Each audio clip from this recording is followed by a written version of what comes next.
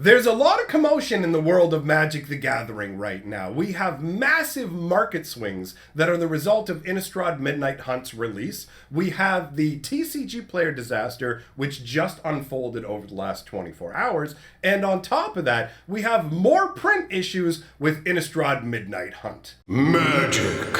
I am a wizard! History. I'm an old wizard! The Magic Historian. My bones hurt. Greetings, owners of fine luxury cardboard rectangles. My friends, I hope the day finds you well because we have gathered here for another installment of Mega Magic News. We have a triforce of issues to talk about. We've got the market swings, the TCGplayer disaster, and print issues to cover. So let's start off at the top of the list with the crazy market swings that are happening because of Innistrad Midnight Hunt. Now, some of this is to be expected, and some of it is a bit of a surprise. So, first of all, in terms of things that aren't that big of a surprise, that would be Meat Hook Massacre spiking through the roof. This card has flown ever upwards in terms of value. People are clamoring to get their hands on it, which is understandable because it is quite an impressive board wipe. I've already had the misfortune to have multiple of them played against me, and it did not go well. So basically, the card has shown its power level, and as is usually the case, when a card goes, hey, wait a minute, a bunch of you underevaluated me at first, it flies, whoa, to the moon! So that is to be expected. But what I wasn't expecting as much was the sort of tribal market movements that happened as a result of Innistrad Midnight Hunt. And the reason for that is Midnight Hunt has been billed to us as the werewolf set, right? It's all about werewolves, although the execution of that does leave something to be desired. When we got the set itself, looking at it, I went, wait a minute, this really doesn't feel like a werewolf-themed set very much. And the markets are bearing that out as well, because if this was a huge werewolf tribal based set, you would expect to see market spikes on previous werewolves. You'd expect to see werewolves heading ever upwards, right? And just cranking up those values. But that's not actually what we're seeing. If you had to choose a creature type that was going to get love from a werewolf set, you'd pick werewolves. But instead, we have this reality where, in fact, it's actually zombies. So I'm going to put an image up on the screen here for you. This image is from the MTG Stocks website. If you're not familiar with it, I actually really like this website. It's great for keeping up to date with certain bits of the market movement. And every Friday, they do a posting where they go over the weekly winners. And that's really what highlighted to me this kind of zombie craze. So on the screen, I have just one example of this. This is the Undead War Chief. But understand, there are multiple zombies that have all seen massive spikes. I just figured if you want to know more, you'll be able to go and, take a look at it yourself. Because honestly, again, the MTG Stocks website is a great place to pick up this kind of information. So when we take a look at what we've got on the screen, you can see it's the Undead War Chief, right? And its current price is $12.45, which, the card was printed a long time ago. So it having that price tag now isn't terribly surprising. What's surprising is that it didn't really build this up slowly. You can see in brackets that this card has had insane swingy growth. It's basically gone up by 1,476% in value. And that bears out when you look at the fun little chart lines that tell you basically the prices. You can see that, they're just traveling along at a normal pace, slightly inching upwards, and then all of a sudden, Innistrad Midnight Hunt comes out. That's all the way over on the right-hand side. And these just pew straight up into the sky, right? So you can see that this is a genuine and noticeable effect with what's going on with zombies. And this has happened to a bunch of different zombies. This isn't some random outlier we're dealing with. This is genuinely happening across the board with a number of different zombies.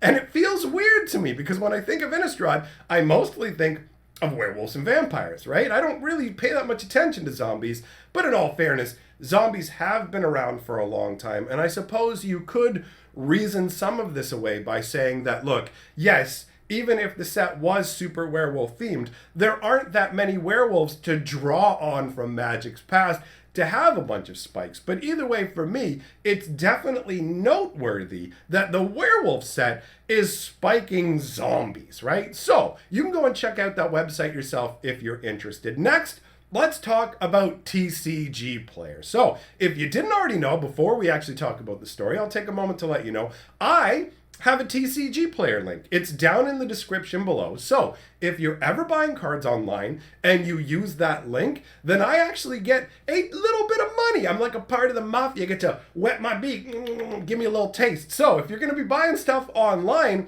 feel free to use that link. Now, let us talk about the TCGplayer disaster, because honestly, there was a bunch of people who were hyped about this event.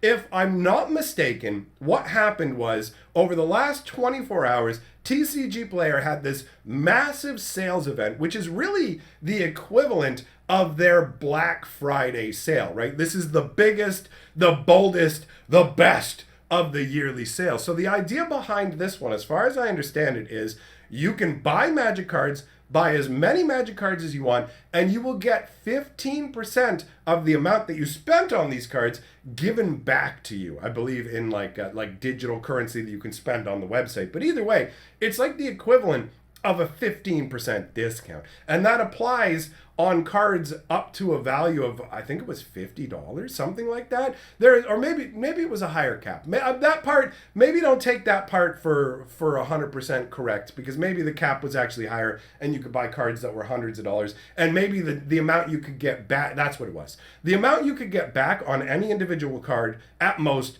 was $50. So that was the cap according to the terms and conditions that I saw. So basically, if you were to buy a $100 card, then you get $15 back. If you were going to buy a $200 card, 30, you know what I mean, $300, 45. So you're getting a big chunk of money back. And so if you were to go to places like the MTG Finance Reddit, you would see that people over there were preparing for this event like it's the Super Bowl. There's all these different like strategy threads and people talking about what purchases they're going to make, and other people yelling at them they're stupid and whatever, because I mean, this is the internet. That's what people do. If you don't believe me, just go look in the comments anywhere. There's always people arguing about everything. But either way, this was a hugely hyped up event, and for good reason. You can save a lot of money, or at least get more Magic cards, get more for your money than under normal circumstances. But the whole thing went sideways, where according to a whole bunch of different reports,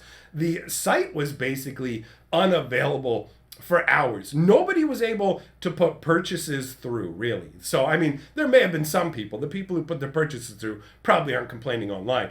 But there was, I don't know how much you can see the underlying numbers, but people were throwing around concepts like, check it out, 60,000 orders in 1 minute. And it's like, good luck processing all that on your website. So essentially, either their website was overwhelmed or some other kind of technical glitch happened where most people weren't able to actually process their sales. They just weren't able to get through. And so there's all these people posting. Again, if you go to the Magic Finance Reddit, you'll see all kinds of people going, why can't I post anything? Why can't I get my sales? Why can't I do any of this? People couldn't post new sales. People couldn't actually go through with sales. Like, this is genuinely a huge event. And unfortunately, it fell flat. But TCGplayer did decide to extend the sales timeframe into today. So depending on when you see this video, you may still have the opportunity to go over and snag up some deals. And if you do, use Papa's link. I won't complain, right? But anyways, that is a pretty disastrous event when you're dealing with a scenario where it's literally like your biggest sale of the year, right? And the final news item we have to talk about is another print issue with Innistrad Midnight Hunt that genuinely makes me unhappy, because it has to do with the gorgeous basic lands from this set. The full art black and white lands, if you hadn't seen them in person, they're absolutely beautiful when they're printed properly.